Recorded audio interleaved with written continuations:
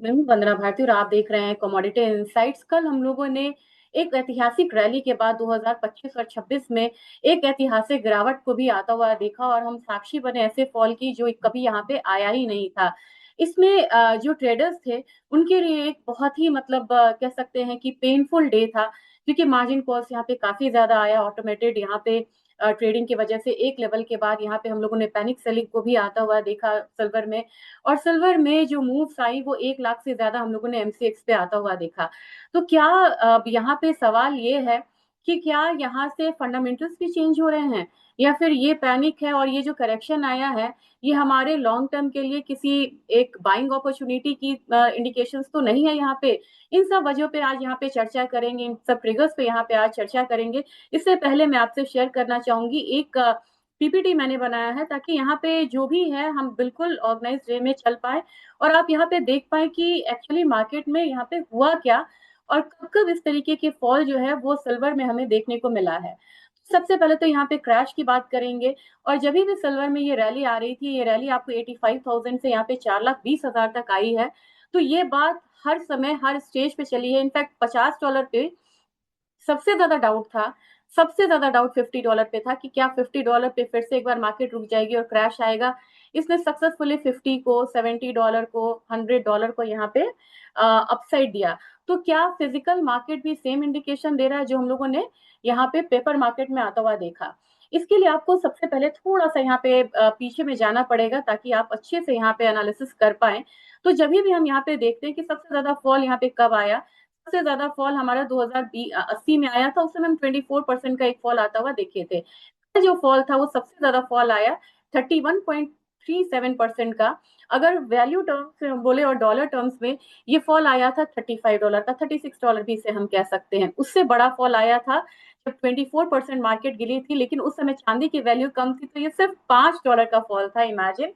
और ये इतना बड़ा एक कोलैप्स बन के आया था सिल्वर के लिए ये, लेकिन पूरी स्पेकुलेटिव यहाँ पे रीजंस बनी थी। और आज के रीजन के, कल के रीजन के बारे में हम बात करेंगे। जब सितंबर 23 को 2011 में, क्योंकि हम अमूमन दो ही बात करते हैं, 2011 1980, वहां पे 17.4% का फॉल आया था और कितना वाइप आउट हुआ था, 6.48%। और जब हमारा 20 में यहाँ पे कोविड आया था, कोविड के समय मार्च 16 को जब यहाँ पे ग्लोबल पेंडेमिक यहाँ पे कहा गया था, उस समय सिल्वर में फॉल आई थी 12.3% और कितना गया था, सिर्फ $2 का ये फॉल था। तो हम यहाँ पे पहुंच रहे हैं $2 के फॉल के साथ साथ 35-36 डॉलर का फॉल।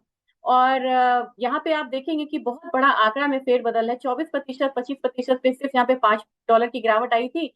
यहाँ हम 31 या 32% पे $36 का गिरावट देख चुके हैं, यानी कि सिल्वर की बढ़त को भी ये दिखाता है। ये तो कॉमिक्स मार्केट की बात थी, लेकिन हम ट्रेड करते हैं अपनी मार्केट में और हमें मतलब होता है अपनी मार्केट के प्राइसेस से। अब यहाँ पे 7 जनवरी को एक फॉल आया था, 3.2% का आया था। इससे 8,000 का एक वाइप आउट हुआ था मार्केट एमसीएक्स हम लोगों ने देखा। उससे पहले यहाँ पे 2020 में प्रतिशत में तो ये 9.5% था। 4,500 का प्राइस फॉल हम लोगों ने आता हुआ देखा था सिल्वर में। 2025 में देखे तो अक्टूबर 17 आपको याद होगा, 16,000 17,000 पॉइंट चांदी यहाँ पे गिरी थी, ये 9.8% का फॉल था।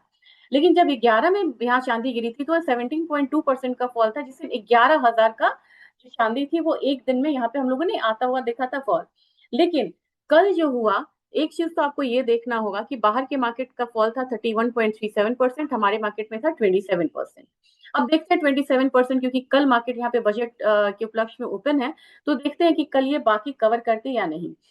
एक दिन में हम लोगों ने लगभग, इसे हम 1,08,000 का फॉल आता हुआ बोल सकते हैं चांदी में। अब यहाँ पे कारण क्या था, थोड़ा सा हम इस पे देख लेते हैं। केविन वॉश का नॉमिनेशन सेम डे आना, और ट्रम्प ने उन्हें यहाँ पे मतलब कि बताया कि वो अगले चेयर होंगे। तो उनके आने से क्या फर्क पड़ा, उन्होंने कहा कि हम बैलेंस शीट को टाइट करेंगे, इन्फ्लेशन पे ध्यान देंगे। भले ही वो इंटरेस्ट रेट को कम करे, लेकिन बैलेंस शीट को, मॉनेटरी M2 सप्लाई जो है वो कहीं ना कहीं यहाँ पे उनके ध्यान पे रहेगा, बैलेंस शीट ध्यान पे रहेगा। ये सिल्वर के लिए एक निगेटिव चीज बन के आई। इसकी वजह से उनके आने से डॉलर में रिबाउंड आया। डॉलर 4 साल के जो लो पे था वहां पे 2% का एक अपसाइड देखा। लेकिन सबसे बड़ा रीजन यहाँ पे आप कहेंगे कि मैसिव प्रॉफिट बुकिंग था। और यहाँ पे हम लोगों ने 30 दिन में जो सिल्वर में 75% का गेन आता हुआ देखा था, ये पैराबोलिक राइज था। और इंस्टीट्यूशनल इन्वेस्टर्स जो थे उन्होंने अपने गेन को लॉक करा था। काफी लोग, आप मुझे कमेंट से बोलते हैं कि हमने प्रॉफिट बुक करा था। बहुत लोगों ने यहाँ पे प्रॉफिट बुक किया था, जिसकी वजह से ये जो प्राइस है ये ट्रिगर हुआ था सेल ऑफ, और बहुत ज्यादा हायर साइड हम लोगों ने आता हुआ देख भी लिया था। मार्जिन हाइक्स जबरदस्त हुए हैं, दो दो तीन तीन चार चार बार यहाँ पे जनवरी महीने में मार्जिन हाइक्स किया गया। और यहाँ पे एक फोर्स सेलिंग इसे कहते हैं कि एक्सचेंज की तरफ से फोर्स सेलिंग यहाँ पे इंजेक्ट की गई है, जिसकी वजह से प्राइसेस जो है वो हायर साइड आया। अब आपको 2 फरवरी को फिर से एक नई मार्जिन हाइक के साथ ये कमोडिटी ट्रेड करेगी, तो मार्जिन का बहुत ज्यादा प्रेशर था। इतना ज्यादा प्रेशर इतना हम लोगों ने हिस्टोरिकली कभी आता हुआ नहीं देखा। टेक्निकल एग्जॉशन आया, जैसे ही 4 लाख से ऊपर प्राइसेस गए ना, तो अब लोगों को एक मतलब वो लगने लगा था कि हम आप भी यहाँ पे बात कर रहे थे, मैंने वीडियोस में भी बोला था 4 लाख आ गया, अब यहाँ से आप लोग प्रॉफिट बुक करिए। और जब एल्गो ट्रेड होता है तो वहां पे अपने आप ट्रिगर होता चला जाता है, जैसे निचले लेवल पे बहुत ज्यादा आता है तो ऑटोमेटेड ट्रेड होता है और निचले लेवल पे वो ट्रेड होता हुआ चला जाता है। कुछ यहाँ पे फेक न्यूज आई और कुछ और भी न्यूज आई। एलएमई में यहाँ पे 30 मिनट के लिए जो ट्रेडिंग था वो बाधित रहा, वो क्वेश्चन मार्क है बहुत बड़ा। इसके बाद एचएसबीसी बैंक आया, फिर वहीं पे वो अफवाह भी आने लगी कि अभी कंफर्म करना बाकी कि चाइना ने यहाँ पे बोला है कि वो एक्सपोर्ट को अलाउ करेंगे। तो ये दिन था मार्जिन हाइक से लेके न्यू फेड के नॉमिनेशंस का, प्रॉफिट बुकिंग का, टेक्निकल एग्जॉशन का और फेक न्यूज का, प्लस चाइना की तरफ एक प्रेशर आना कि अब वो यहाँ पे हाँ मतलब कि चांदी के एक्सपोर्ट को अलाउ करेंगे। अब यहाँ पे क्या हुआ कि 3 दिन में उन्होंने 2 बार मार्जिन को बढ़ाया। तो कभी भी जब स्पेकुलेटिव रैली हो जाती है तो मार्जिन एक सबसे बड़ा टूल होता है जिसको हाइक करके ये यहाँ पे एग्जॉस्ट करते हैं रैली को। और जो वहां पे ट्रेडर्स होते हैं, जो फोमो में होते हैं, जो छोटे छोटे ट्रेडर्स होते हैं, वो इनके शिकार बनते हैं, क्योंकि इंस्टीट्यूशनल जो इन्वेस्टर्स होते हैं वो पहले ही निकल जाते हैं, या उनके पास इतना होता है फंड कि वो यहाँ पे मार्जिन को पे कर पाए। इसमें छोटे छोटे स्मॉल इन्वेस्टर्स होते हैं, ट्रेडर्स होते हैं, वो यहाँ पे सबसे ज्यादा क्रश आउट होते हुए नजर आते हैं। और हर बार जो रैली आती है और प्रॉफिट बुकिंग होती है तो उसमें जो स्मॉल ट्रेडर्स होते हैं उनका पैसा यहाँ पे वाइप आउट होता है, इंस्टीट्यूशनल का शायद ही कभी यहाँ पे होता हो। तो अब इंक्रीज कितना है, उन्होंने 33% गोल्ड फ्यूचर से मार्जिन इंक्रीज कर दिया, सिल्वर पे 36%, 25%, प्लेटिनम पे 14% इन्होंने पलेडियम पे कर दिया। यानी कि पूरा प्रेशियस मेटल काउंटर जो था वो मार्जिन हाइक्स के चपेट में था। अब यहाँ पे मैं ये चीज आपको कहना चाह रही थी, क्या ये फॉल यहाँ पे जो हमने $78 का आता हुआ देखा, क्या ये फिजिकल मार्केट पे भी आएगा? मुझे नहीं लग रहा है, यहाँ मुझे डाउट लग रहा है। फिजिकल में कुछ भी चेंज नहीं हुआ। आप वायदा बाजार से निकल सकते हैं, वायदा बाजार को फिजिकल मार्केट से नहीं मतलब है, ना तो उन्हें सोलर बनाना है, ना उन्हें फोटोवोल्टाइक बनाना है, ना उनको एआई से मतलब है। उनको यहाँ पे पैसा और स्पेकुलेशन से मतलब है, वो यहाँ पे इजी मनी के साथ निकल गए। लेकिन फिजिकल मार्केट में जो रिक्वायरमेंट है, जो डेफिसिट है, वो एज इट इज बनी हुई है। ना तो कोई माइंस यहाँ पे जल्दी आने वाला है, क्योंकि अब यहाँ पे कॉमिक्स में 37%, अब यहाँ पे चांदी टूट गई तो कोई नया माइंस जल्दी से आ जाएगा, या फिर हम कोई चीज बंद कर देंगे, ऐसा फंडामेंटल्स में कुछ भी चेंजेस नहीं आ रहा। इसका पहला इंडिकेशन है कि फिजिकल मार्केट में आज हमारे जो प्राइसेस हैं वो टूटे नहीं है बहुत ज्यादा, जितना कि वो पेपर मार्केट में टूटा, यानी कि डेरिवेटिव मार्केट में टूटा। डिमांड सप्लाई सब यहाँ पे ऐसे ही रहने वाला है। तो अब यहाँ पे बात करेंगे प्राइसेस की और प्रयास करेंगे यहाँ पे ईटीएफ की। आप यहाँ पे बने रहिएगा। और ईटीएफ की बात करेंगे तो मुझे लग रहा है ये पैनिक होने का समय नहीं है, ये समय है स्ट्रैटेजिकली आपको फिर से एंटर करने का। डेरिवेटिव ट्रेड में मैं आपको नहीं बोल रही हूँ कि आप यहाँ पे एंटर करिए, अभी आप इसे सेटल होने दें, क्योंकि डेरिवेटिव में मार्जिन का आप समझ रहे हैं कि बहुत बड़े मार्जिन के साथ आप यहाँ पे ट्रेड करेंगे, वो एक अच्छी बात नहीं है। अब आप यहाँ पे देखिए $78 हम लोगों ने आता हुआ देखा, और मैं ये रखी हुई थी 2011 का। 2011 में जब फॉल आया था ना, तो हम लोगों ने 16 तक फॉल यहाँ पे आता हुआ देखा था। ये देखिए 11 में फॉल आया, यहाँ पे आया $48, $48 के बाद हमने $14 तक आते हुआ देखा। वो सिनेरियो अब आपको नहीं है। और जब हम लोगों ने यहाँ पे फॉल आता हुआ देखा था 1980 का, तो कितना फॉल आया, यहाँ पे फॉल आया, प्राइसेस जो हैं ये नीचे की तरफ कितना आया, ये आपको आया लगभग 72%। और 72% यहाँ पे प्राइस फॉल के बाद अब आपको यहाँ पे जब देखेंगे कि इसने रिकवर कितना किया लो से, तो इसने रिकवर कर लिया कितना, तो लगभग यहाँ पे 25% के नहीं, उससे ज्यादा का लो करा। मुझे एक बार लगाने दीजिए, मैं आपको इनफैक्ट मैं दिखाना चाह रही थी। ये आपने यहाँ पे एक लो लगाने की, ये मैं डिलीट करती हूँ। थोड़ा सा बने रहिएगा, क्योंकि ये देखना आपका काफी ज्यादा जरूरी है कि प्राइसेस यहाँ पे किस तरीके से मूव किए। ये मैंने एक लगाया यहाँ से, और लगभग ये मैं कैलकुलेट कर रही थी, ये आपको बन के आया था 37%। मतलब देखिए नीचे से ये कितना मूव करा है।